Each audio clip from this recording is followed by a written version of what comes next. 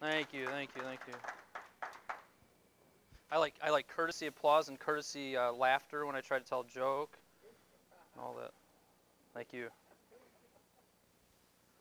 All right, let me pull up one thing and then we'll get started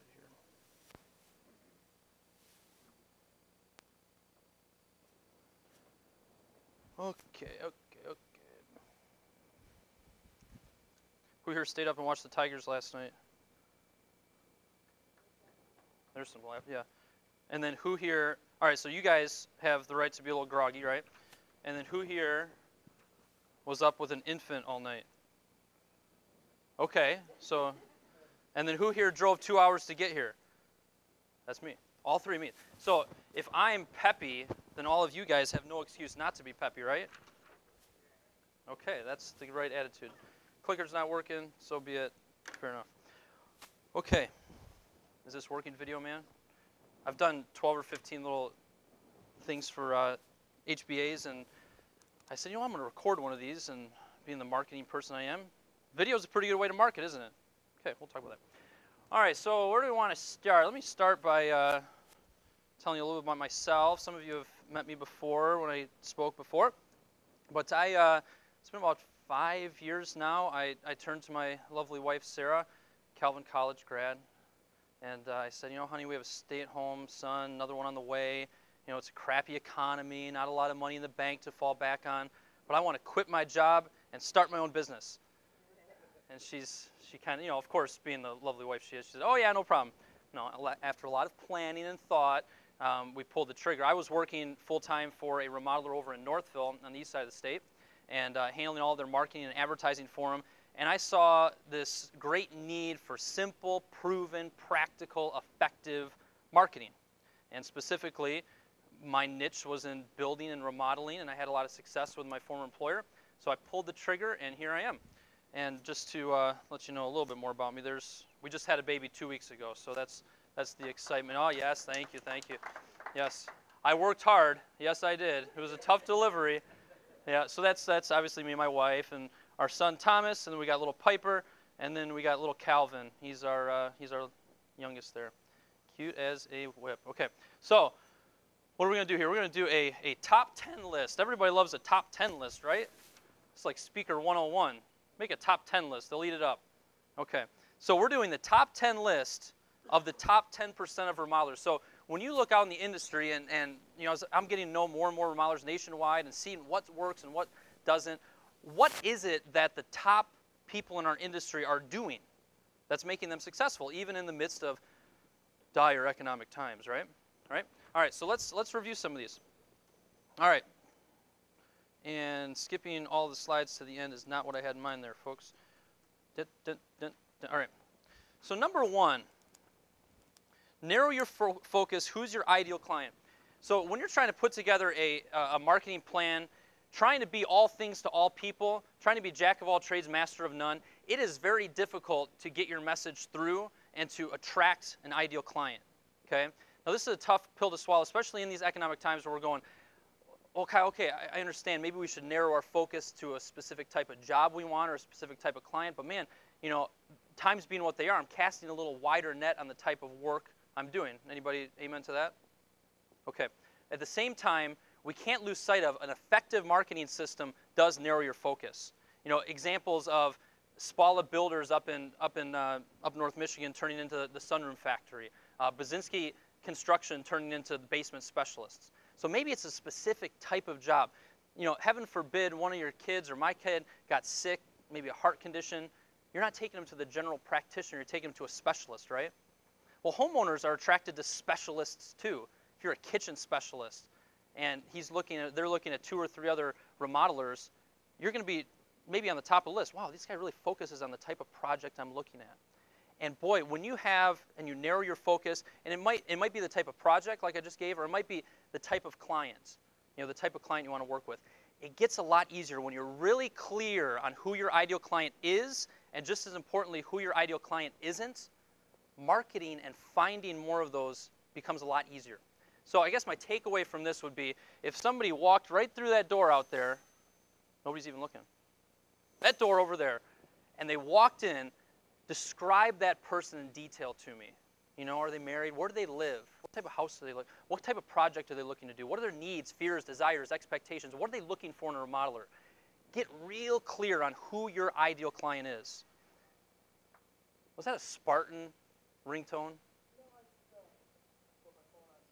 I know, but if it was, if it was MGO Blue, then we could, I wouldn't be giving you crap. But Spartans, come on, come on.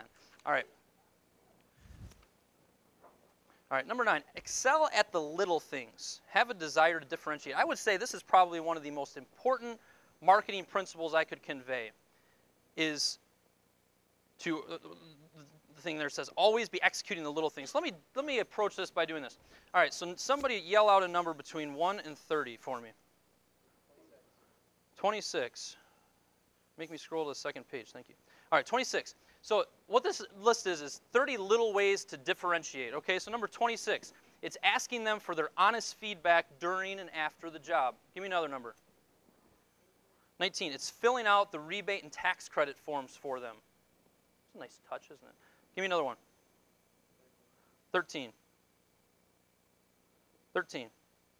Come on. Okay, let's stick with 18 through 30 for now. For some reason, that's not working. It's supporting their favorite local charities and organizations with your time and money. It's having a spotless job site. It's respecting their property and time. It's doing what you say you're going to do. None of this is that earth-shattering, is it? But boy, in this industry, doing these things makes all the difference. Some of the ones on the first page, it's calling them back the same day. It's responding to their email in a prompt manner. It's having a pre-construction conference so they know exactly what to expect, and you've met their crew. It's meeting with their designer and architect. It's limiting surprises and helping them with all aspects of selections. It's being flexible and accommodating and always putting the client first. These little things, when I look and see what the top folks in the industry are doing, they excel at the little things. They're obsessed with differentiating themselves through the little things. There is no magic bullet to this marketing stuff. It isn't, put some website, put a website up here, do some SEO, this and that.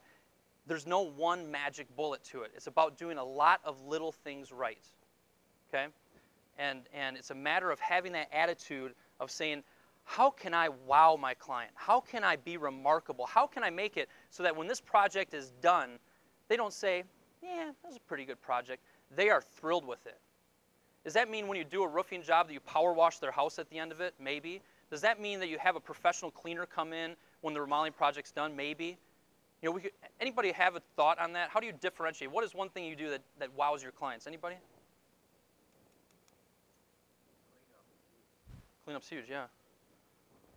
Okay. Give me another one. A simple stinking thank you card. It's so rare these days, isn't it? I have a client here in Grand Rapids at McDonald Plumbing, Scott McDonald, and I said, Scott, why don't you start sending out thank you cards? He sends out 5 or 6 every morning. He's the one going out and doing the underground work. Good company if you guys some of you know him, right? McDonald Plumbing, been around for a while. He said, Kyle, he always has a story for me every time we talk. Somebody mentioned it again. They had it with them. They said, wow, this was so rare. So great one, right? And you get feedback like that. Okay, that's one. Give me another one. One more, else we're not going to go on. It's going to get awkward after a while.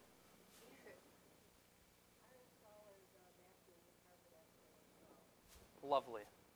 Lovely. Little thing, right? And clients comment on it, don't they? Okay.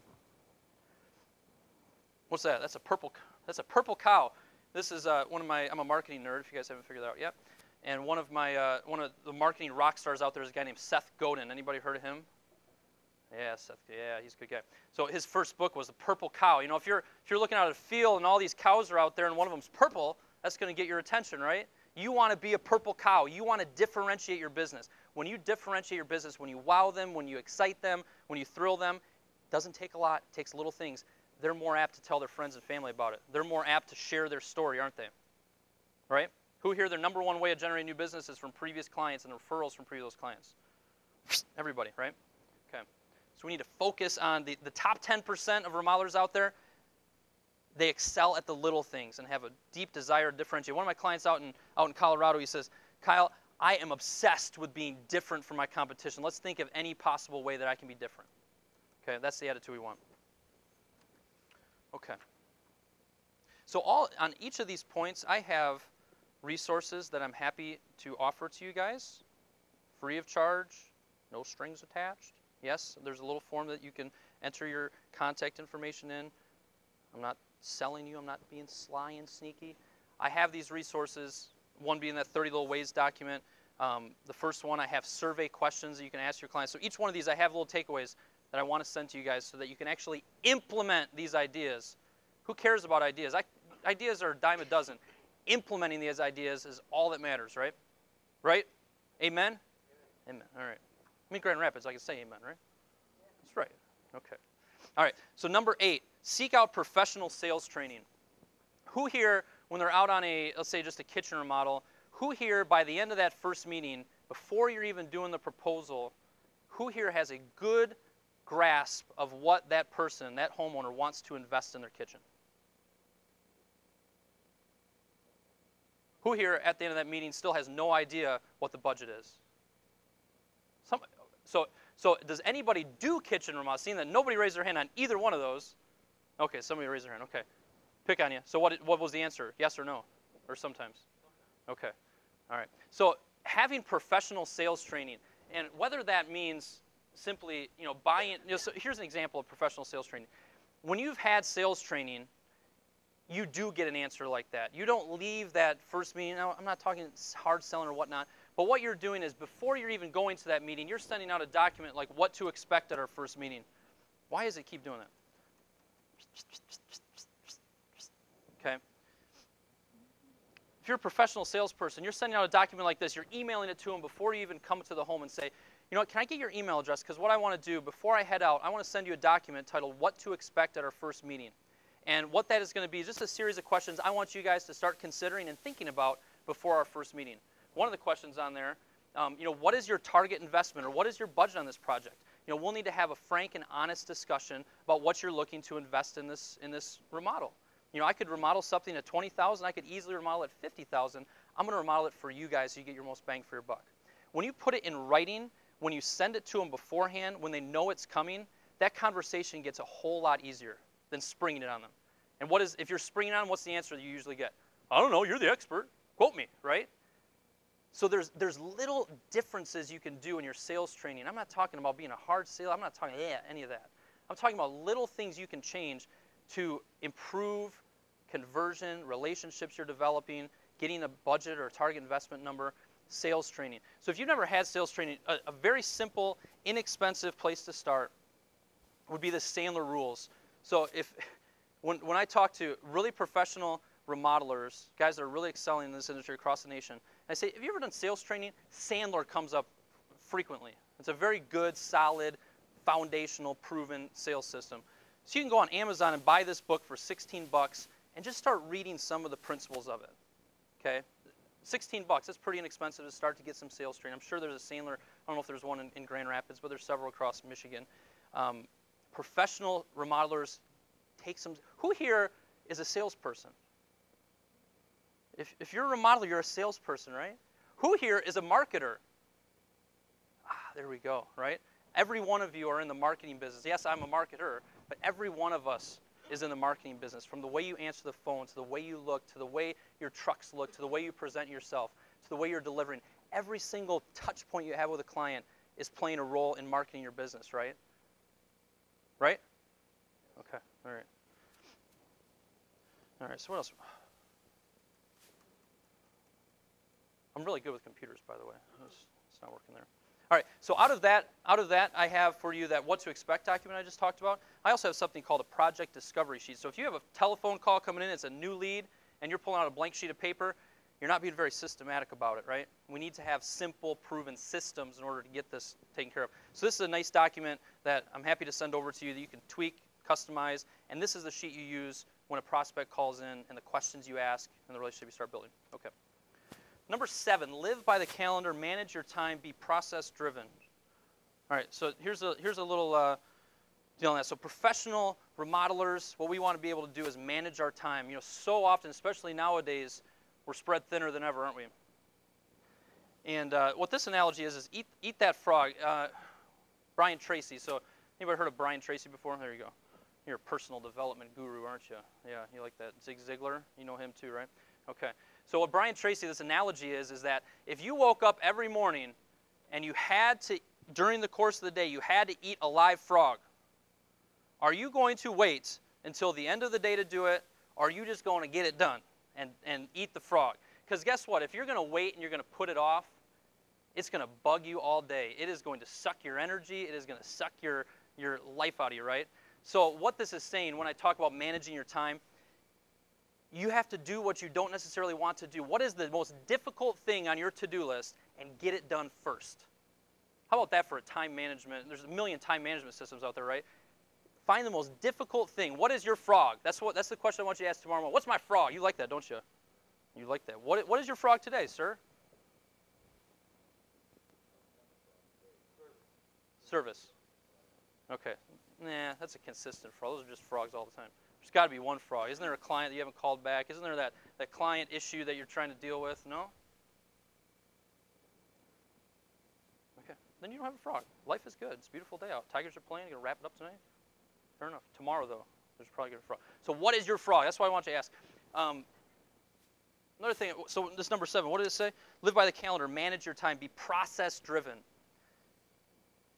We need to be process-driven. We need systems, right? When a phone call comes in, are we just willy-nilly in it, or do we have a project discovery sheet that we follow? When we go out on a sales appointment, are we just kind of asking random questions and letting kind of the customer drive the conversation, or do we have a process that we follow, right? So here's my I'm a Western grad. You know, if I graduated from Calvin like my wife, I probably would have a better illustration or example here, but here's my example. When we go into the bathroom, we have a system, right? That's terrible, right? But everybody that walks in, we know what to do when we walk in the bathroom. So my message here is get a system, develop systems throughout your entire business, but keep it simple, right? It's about as simple as it gets, right? Okay, so we need to be developing systems. We need to keep them simple. Okay. Number 6, always be building your network of contacts. Who was I talking to? My man Frank back there recording. Give a little wave, Frank. Frank and I go back a long ways, like 3 days. Found him on Craigslist. I said, hey, I'm looking for a freelance videographer. There he is. Doing a heck of a job, too. He's a professional. He's not even commenting back and forth. He doesn't want to be on the recording. There you go. So Frank and I were talking. I was talking about his business. I said, what are you doing, as far as, building your business and networking? And we started talking about B&I groups, right? Here you are at HBA meeting, networking with each other. We need to always be looking for opportunities to get to know other business people. What organizations can we be a part of? And I know time is precious, but boy, leveraging your relationships. Here's an example. I have a client in Ann Arbor, Bob Burnside, Fireside Home Construction. Built the first LEED Platinum home in Michigan, just a great builder. And one thing that we've been working on over the last 6 months is kind of the opposite of what most builders would approach, is that when it comes to builders and architects, there's always like this, right? He's throwing me under the bus. Oh, he's not designing, whatever. Bob flipped it on his head and said, we want to work with you. We're not going to throw you under the bus. We know that you bring a lot of good skills to the table, and we do as well. We want to work together. We know the best projects happen not when an architect and the client start designing stuff and then bring a builder in at the end. Can we say over budget? Yes, right? But when we're working together, when we form a team, a triad, and we have been marketing and sending just simple postcards and making a few follow-up calls to architects in Southeast Michigan. And he has, over the last 6 months, sat down with 12 of them just for lunch, just for a regular lunch, got to know them, said, we have a 9-point architect promise we wanted to tell you about, and we want just the opportunity to get an opportunity to work with you. And his 2012 year is looking banner. And it is primarily responsible because he has been out there networking and building up his contacts. Nothing magical. He's just been putting some concerted, focused effort on that, and it's been working. Okay? So I don't know if that means, architects is one way of doing that. Maybe it's realtors. Maybe it's interior designers. Maybe it's other tradespeople. Maybe you have a specialty niche, windows, but you can, work with some of the other specialty trades. Whatever the case is, right? We always need to be building your network of contacts. Okay. And similar to that, take a quick little water break.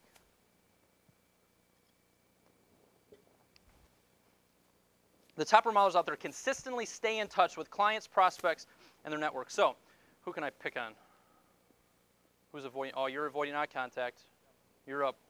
Sorry. Okay. So, what do you do, by the way? Builder, cool. So, you did a beautiful kitchen remodel for my lovely wife, Sarah and I. In last year, Okay, last year this time was a nice fall project. Have I heard from you since then? Every week. Over dinner. Ah, gotcha. That's a good answer. Usually not. Okay. Let me pick on, sir, what do you do? Okay. This is still works for you, right? Okay. So what do you think? If I heard from you, you did that nice job for me, or? Okay, nice thank you note. Anything besides that? Okay. Depending on the job and project. Okay. You get my point here, right?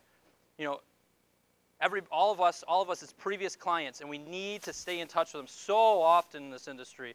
You know, we have a wonderful client, and 2-3 years go by, we haven't even tried to stay in contact with them at all. Okay? So whether this is, you guys can get a resource from me, which is this client letter template, which is just basically a letter that says, hey, you know, one thing we're trying to do here is stay in better contact with our previous clients. We haven't been doing a good job of that, and we want to improve that. Here's some of the things we're doing, so you guys can take a look at that. You know, but it might be in the spring going and getting these little packets of forget-me-not seeds and sending a little letter in the mail saying, hey, just want to make sure, you know, forget me not. Want to make sure, you know, you don't forget about us and what we're doing. It might be just getting a simple email newsletter set up. You can go to mailchimp.com. You can set up a free email newsletter program and start collecting the email addresses, and maybe once a month, once every 2 months, whatever you want to say. I don't care how frequently. Just figure out when you're going to send your first one. Set a deadline for it and say, I'm going to get one out. It can be as simple as some pictures. Here is a project we're working on in Grand Rapids. Want to send you a few pictures. It's a cool remodel. Let us know if we can do anything for you. We get so intimidated by following up and sending stuff out, but if we really step back and think about it, it's not as difficult as you make it out to be. Okay? So there's some resources that I'm happy to send to you, one being that client letter template, one being 82 questions to jumpstart your stay in touch follow-up list. So if you're sitting there going, Kyle, I don't know what to send them, this is a list of 82 different topics that you'll read through and you go, oh, well, I can write that, or I can put that together. Okay? The bottom line is we need to stay in touch with our clients, our prospects, and our network. Okay? Who here does a good job of that? HPA does a nice job with that. Raise your hand, man. There you go. Okay. Anybody else? Okay. All right, room for improvement. I was gonna try to work through a best practice there, but fair enough. All right. All right, number 4. I'm going through these fairly swiftly, but trying to leave times for some Q&A because that's always the most fun. Number 4, get proof. Always be getting testimonials from clients. Create some case studies that show the before and after work and a description of what you achieved for the client. For every objection you hear from prospects, you should have 3 or 4 testimonials from clients on that subject. Do you have, so give me an objection you're hearing when you're on a sales call. Buying objection. Price. Okay. Too much? Or probably too little, right? Is that what they're doing? This is just not what we want to spend. We wanted to spend more, William. Right. All right, so price. Now, are there clients that have done business with you that chose you even though you were the highest? Okay. And would those people be willing to say, you know what, William was higher than the other 2 people that we did a job with, but we just felt comfortable with them, we knew what we were going to expect, and we're so glad we went with William? Or do any of you guys have a story of a client that, you know, I wanted to go with you, John, but I chose somebody else, and then all of a sudden 3 months later, John, big mistake, chose the other guy, you need to come in and fix this. Anybody have one of those stories? Okay. You know, there's so many stories out there, and so often we get done with a job, we say thank you so much, we collect the check, and we don't capture a testimonial. We need to get proof. We need to get a testimonial that overcomes that price objection and shows, yeah, we may not be the least expensive, boy, we're a great value. And here's some clients that were exactly in your shoes. You can relate to them. They look, they sound, they act just like you, and this is the decision they made, and they're so happy they did. You know, it's one thing for us to puff our chest out and say all these things. It's another thing to get proof, get testimonials. One thing that I can make available to you guys is an audio testimonial line. It's a very simple thing. I set it up within one of my accounts, and you call a number, you enter a PIN, and it says, hey, thank you so much for calling, you know, our testimonial line. Please leave a message after the beep, and they record it in audio. How many of you have had clients that say, oh, I'd be happy to send you a testimonial, and then you never get it from them, right? This blank sheet of paper, they get all nervous, and they don't. Is that my phone ringing? Is that who's annoying me? Oh, okay. Who called? Who was that? Vince. Okay, Vince. Okay, chimney guy, as a matter of fact. Okay. You know something about Vince? Vince is somebody that I got connected with through my godparents. He redid our chimney, and Vince was not the cheapest. Vince did an impeccable job of cleaning. What did my wife have to say? Man, the way he stacks everything, the way he cleans up, he got a blower out after every single night, blew it all off. The kids were perfectly okay to go out there. Man, he did a great job cleaning. She remarked about it 3 or 4 times. We've talked about the job Vince did to 3 or 4 people that have been over to our house recently. What do we talk about? Man, he just did such a nice job keeping the job site clean and did a wonderful job. We have a little bit of a story. Vince could easily have been like the roofing company that just did my job that left a bunch of crap on the ground, that didn't power wash things off, that didn't communicate overly well when they delivered the shingles, and my wife wasn't even home, and then we had to scramble to get home so we could sign the thing off that we got the shingles. Okay? They could have easily fixed that. A little more effort. I know there's a lot of balls in the air, but boy, if you always have in the back of your mind, I won't have to spend so much on advertising. I will be busier. I will generate more referrals. I will be able to get paid a better premium because I deliver a better level of service if I just excel at the little things and really wow this client. If you have that in the back of your mind, marketing your business gets a lot easier. It gets more fun, frankly. Always have that attitude. It's tough sometimes, right? Clients are whining. Clients are moaning about this. Have that attitude. Sometimes I get on a little roll. That was a little roll. That was good, right? Okay, good. All right. All right, embrace the web. What time is it? What do we got? We're doing all right? Yeah, a little long. Okay, embrace the web, SEO, video, etc. So if somebody said, Kyle, I only have, $1,000 I really want to put into my marketing, in the next couple months, where would you advise me to put it? We'd look at a lot of different things. We might send something out to our clients, probably might be number one. But something very close will be to invest in our website. More and more people are going to the yellow pages, right? Oh, wait, no, more and more people are going to the web, yes. To research, to learn, to look. You get referred to somebody, are they calling you up right away or are they going to check you out online? Okay? This isn't just new people, this is referrals. This is the realtor that might have referred you or one of our strategic partners or whoever it might be. We need our website to represent us well. We need to show off our work very well. We need to show what makes us different. Okay? It doesn't need to be overly complex. It doesn't need to be the Taj Mahal, but it does need to be current and up to date and easy for you to edit and add things to. Frank can record some great videos for you, more and more videos. Here's an example, going back to Bob Burnside, just because it's another example. Bob Burnside the other thing he was obsessed with is creating videos. And he's just going out and taking his little flip video camera. You can go buy one for $150. He's going on job sites and he's saying, hey, we're installing a window today and I wanted to show you how we do this. How we take our time to do this, and he shows this, and we tape this, and we do that. It was about a minute and a half. Let us know if we can do anything. He's recorded over the last year probably about 60 to 70 videos. He's just done them, okay? The biggest thing he says is, what, for the first time, I am able to say to a prospect, check out this video to really see what makes us different and what we do on the job site that other people don't. All those little things that we do that really differentiate us, now I actually have proof and I can show people. He had somebody from California who's moving to Michigan find his website, and on the contact form they said, Bob, comma, I would call you Mr. Burnside, but after watching these videos, I feel like I know you so well, it would be silly for me to call you Mr. Burnside. Okay, that's the power of video. You can really get to know somebody through it. I added a little video to my opt-in form on my website for my free CD, and conversion rates went up 25%, right? I'm going to send this video, hi everybody, to people, to other HBAs, and they're going to be a lot more convinced that maybe I know a thing or two about marketing and feel a lot more comfortable perhaps bringing me in, right? Right, Emily? If you watched me, right, okay, good. All right, thank you for bringing me up here, by the way. It's lovely. All right, so embrace the web. So I hit on video there. Just in the interest of time, so I have a website checklist. What do I put on my website? What different pieces? I got a website checklist I will send you. An SEO keywords. So this is specific for remodelers. I also have one for builders. But what are the keywords I should really be targeting here? I have a SEO expert down in Texas named Ken Partain, who I paid some money, and he came up with all the best keywords that you can use, okay, to get you started there. And then social media posts. You told me to talk about social media, so here's my 30 seconds on social media, okay? If you asked me a year and a half ago, do I need a Facebook page? I'd probably say, probably not. Nowadays, I'm feeling more and more, and I'm seeing more and more examples of how Facebook in particular is being used very effectively. I'm seeing how getting recommendations, connecting on LinkedIn with clients and with strategic partners and getting recommendations is very, very much a profitable thing to do. One of my clients, Oddfellows Contracting in Williamston, he was having a tough time getting testimonials, and he went on LinkedIn, started connecting with all the people he knows on there, and instantly he had 8 recommendations that he repurposed and he has on his website and he's using elsewhere. So when it comes to Facebook, you know, I'm hesitant to say you got to set up a Facebook page. It's not a magic bullet. It's not something that you have to do. There's a lot of priorities in your marketing that you should do.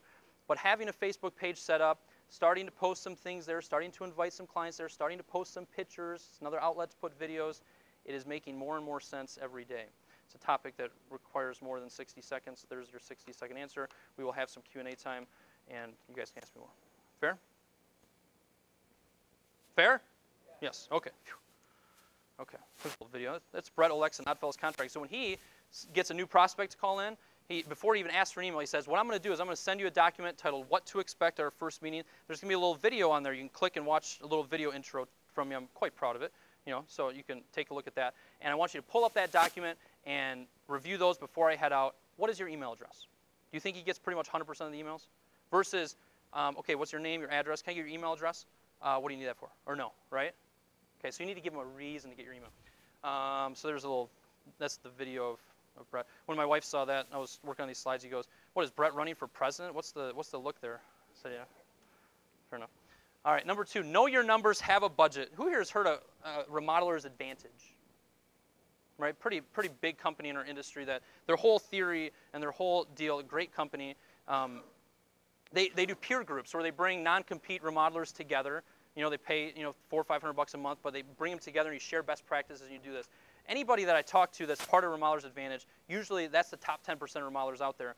The biggest thing that they've taken from Remodelers Advantage is that we have our financial house in order. I know what my markup is. I know what my budget is. I know all my numbers. I know exactly what my goals are. I know my budget, this. It is so important that we know our numbers.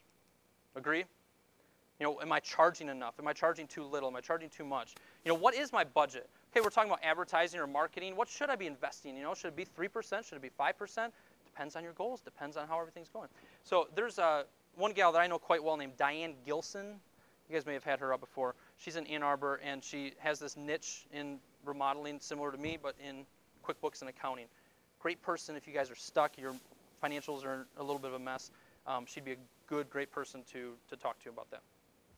But know your numbers. Have a budget. I'll leave it at that. And then number 1, what's the number 1 thing that the top 10% top 10 list of the top 10% of remodelers, what is the number 1 thing that they do that the bottom 90% don't do? They implement. They take ideas that they have, and instead of saying, well, that's a great idea, and then a year from now saying, well, that's still a good idea, right? They actually implement it. They sit there and say, okay, you know, I have all these different ideas, or Kyle, you know, even today, Kyle's mentioned all these different ideas. I'm going to get this email from with all those resources, and then you would say, okay, and in October, I'm going to do this. I'm going to have the project discovery sheet because, yeah, I'm just asking a bunch of random questions that come to mind. And I'm going to try out this what to expect document. That's about as simple as it gets. Let's see how prospects respond to that. And in October, that is what I'm going to focus on. In November, you might say, you know what, videos do make a lot of sense, and I'm going out to the job site. You know, maybe you already have a camera or something like that. I'm going to record just a quick video of what we're doing that's unique. Okay? Just taking your time, implementing one thing at a time. If you just implement one thing every month, at the end of 12 months, you got a whole lot of stuff implemented, right? You can get so easily overwhelmed with all the different things you can and should be doing, but just slowing down, doing one at a time, taking your time, and implementing. Ideas are great. Implementation is king. Take action. Are you going to take notes and implement? John's part of my Excellence Club, which is I do 29-minute lessons each month. And on every single lesson, at the end of it, this is the slide you see, is it not? Are you going to take notes and implement this stuff? I should have put that at the beginning so you could take notes. Did you take notes, and are you going to implement this stuff? The best time to plant a tree is 20 years ago. The second best time is to plant it now. So you may be saying, man, I wish I would have done this stuff a while ago. Oh, man, business might be a little better right now if I had implemented this stuff over the last couple of years. Well, guess what? If you start to implement it now, 2 years from now, it's going to be a heck of a lot better. You're going to be more, you know what I mean. All right, let me close with this, and then we'll have some Q&A as long as you guys will stay for a few minutes. So here's my analogy here. Now, Red Wings, I mean, forget about the Red Wings. We got the Tigers and the Lions, okay? So let's just stick with this analogy because it worked. So this was about 2 years ago, and I was reading the news and whatever, and the Red Wings beat the Columbus Blue Jackets in this case 9-1. And for some reason, go back to I'm a marketing nerd, and marketing analogy came to mind, and I said, there's an analogy here that all these people in the room will really wrap their head around. Okay, so here it goes. There are projects that you win 9-1. You blow out the competition. Who are those people? Maybe your mom, right? If your mom's in the market for a kitchen, you do kitchens, I bet you're going to blow away the competition, right? Previous clients, right? Maybe somebody you've done a lot of work with, they're only coming to you, you're dominating the competition, right? Even those games have turned to 7-3 recently, right? But still, you're whooping butt. There are so many projects and so many leads we go out on that we're either winning 5-4 or losing 5-4. And in my experience, it is perfectly crystal clear that the difference between winning those close games and losing those close games is all about the little things. Are you differentiating yourself? Are you building up enough value that they say, okay, yeah, he's not the most expensive, or he is the most expensive, but man, I can justify it. You know, do you have proof and testimonials? Did you get the budget numbers so you're not surprising them and feeling nervous when you come back with the bid? Did you send out the what to expect time? And did you ask a lot of questions during the sales process so you really, truly understand what they need? It's little things. It's nothing magical, okay? Our goal is simply to win some of those 5-4 close games instead of losing them, right? Okay, that's a good analogy, isn't it? Very good, thank you. Thank you very much. I will be asking you for a testimonial afterwards, and I will quote you for that. Okay. There's no magic marketing bullet. All right, so 2 things, question time. There is a sheet that Danielle kindly printed out. It's kind of a resource request form. You guys can fill that out before you leave and hand it to me. You'll notice so I have some business cards. We also notice on there, what did I have here? So you can be added to my email newsletter. I send out just tips and good stuff there. You can get a complimentary call with me. I also have this CD, 7+1 Fast, Easy, and Proven Marketing Tactics you can use right now to generate more sales and attract more ideal remodeling clients. You can simply go to my website and request this, and I'll mail it to you. Or if you would like to donate $5, I am a president of the board of directors for an organization called Courageous Kids of Michigan. And it is a nonprofit that we started earlier in the year. A good family friend of mine started it, and I started helping her, and then all of a sudden I was the president of the board. It's funny how that works, right? Gal's name is Terry Hocking, and she is a child life specialist. She's worked as a liaison between all the hospitals and all the sick, terminally ill kids for years. And she said, man, Make-A-Wish is great, and it's a great organization, but these kids need consistent events and activities that they can look forward to. Because guess what? If they get to go to the Tigers game on Saturday, they tend to take their medicine a lot better all week, so they get to go to the Tigers game.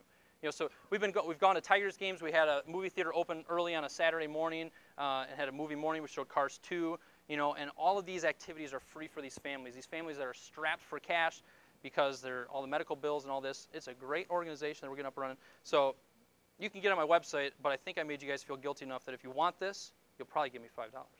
Okay, so that's that. If your heart wants to do that, feel free, please. So, some questions.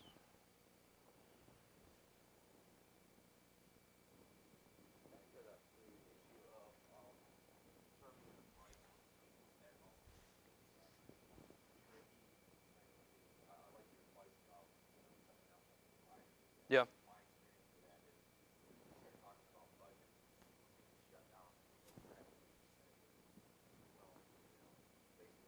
Mm-hmm. Now, is that the first, but when you talk about numbers there, is the first time in that first meeting or during the call? Typically how I do it is call, set an appointment, go out to meet with the customer. How long is that first call? Quick, Okay. Mm-hmm. Make sure you qualify it a little bit. Make sure you're not wasting your time, right? Okay.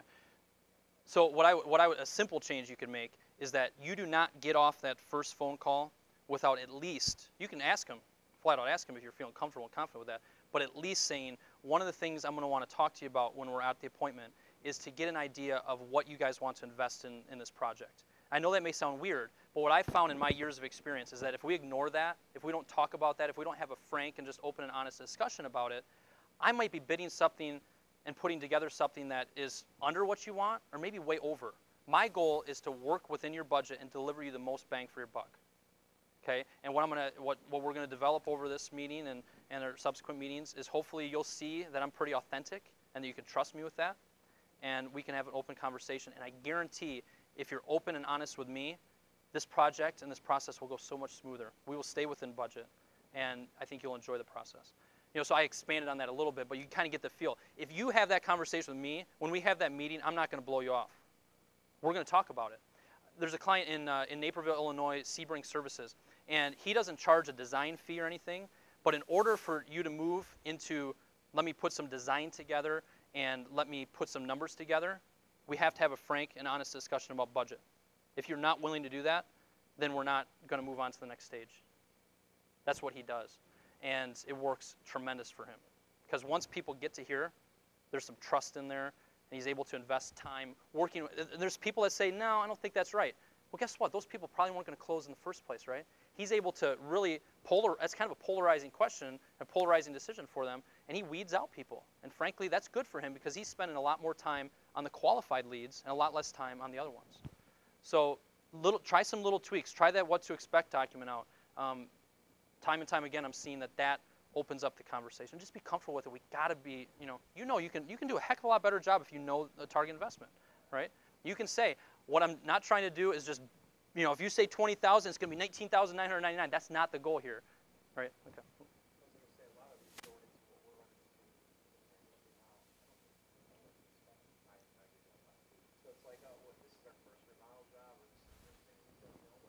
Yeah.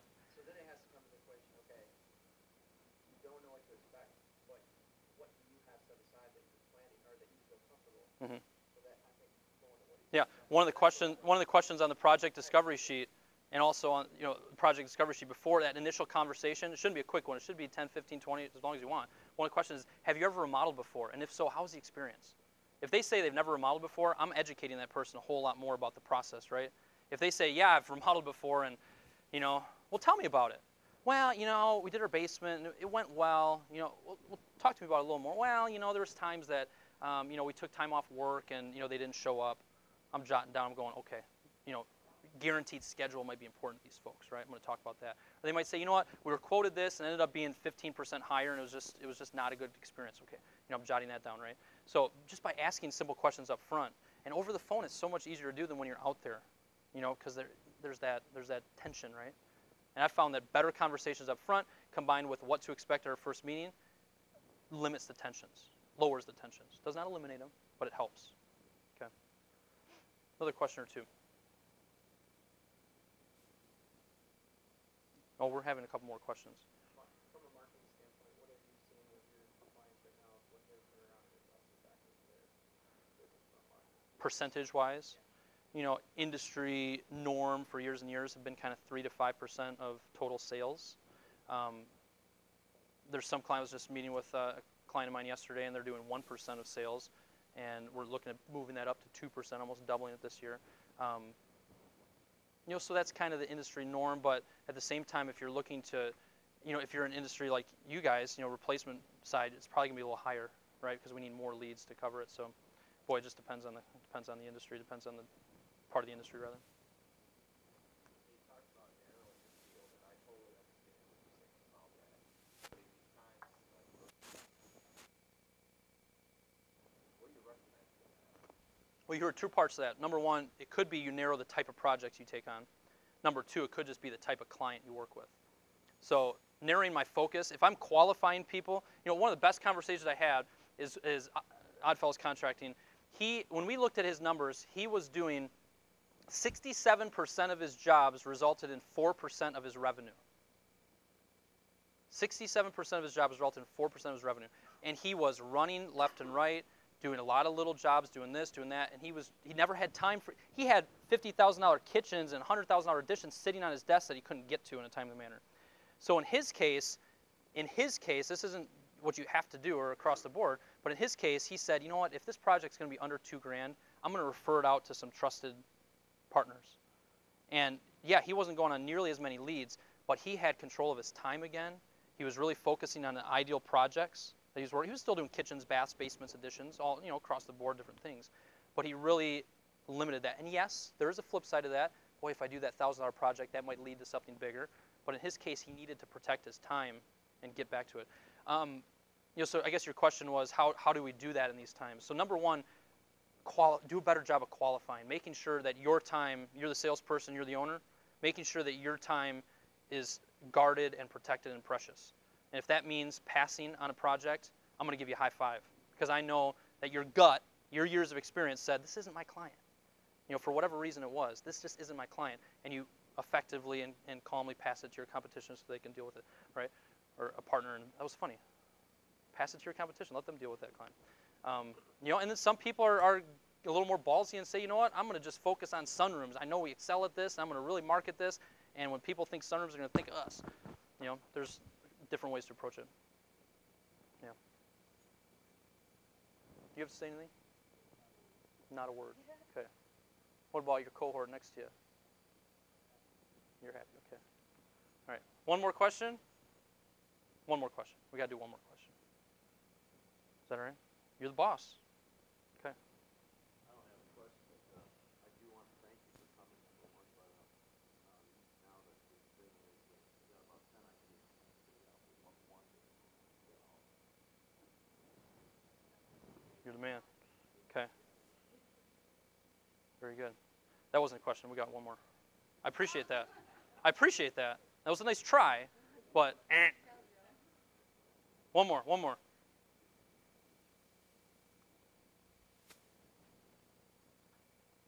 If you had one social media tool that you would suggest that builders or remodelers and contractors implement, what would that be out of all of them? Hootsuite. Okay, and what Hootsuite is it is a free program that, so I'm not talking about Facebook. You could have Facebook, you have LinkedIn, you have Twitter, you could have it all going.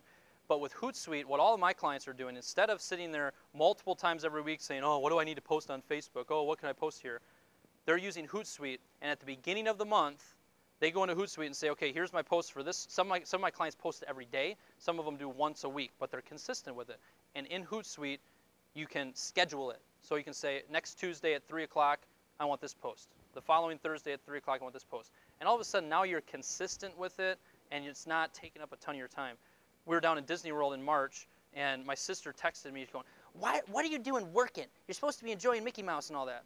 And I said, I had Hootsuite going, right? It was posting for me consistently on Twitter and Facebook and all that. So that just generates out all of your Facebook, your Twitter, Yes. all of your different accounts. Yes. S-U-H-O-O-T, like the owl, and then suite, S-U-I-T-E. And if you notice on here, one of the items I have, website checklist SEO, social media posts. There is a set of social media posts that I'm happy to send you that, and John's sitting there going, man, I pay you $97 a month, and here you are giving everything away. Well, that's just the way it is, John. Social media posts of, 30 or 40 just posts that you can just grab and kind of customize for yourself, and all of a sudden now you're going, oh, well, this is a lot easier than I thought. And you can at least start being consistent with it. There's certainly a lot of strategies to employ when it comes to social media, but that would be the number one tool. Good question, Danielle. All right. Thank you very much. I will pass along some business cards, and very good. Good, thank you. Thank you.